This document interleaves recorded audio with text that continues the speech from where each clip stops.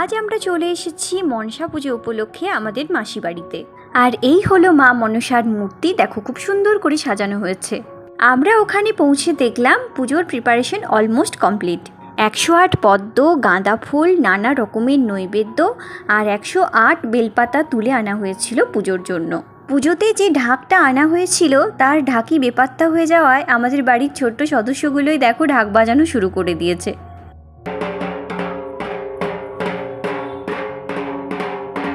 মাসি বাড়ির ঠিক পাশেই একটা খুব সুন্দর পুকুর রয়েছে, তবে এখন বর্ষাকাল হওয়ার জন্য পানা পড়ে পুকুরটা একদম ভর্তি হয়ে গেছে, কিন্তু এখানে দাঁড়িয়ে এখানের পরিবেশ দেখতে দারুণ লাগে। তারপর শুরু হলো এই পুচকুগুলোর নাচ, আর এদের নাচ এনজয় করছিলাম আমরা সবাই মিলে।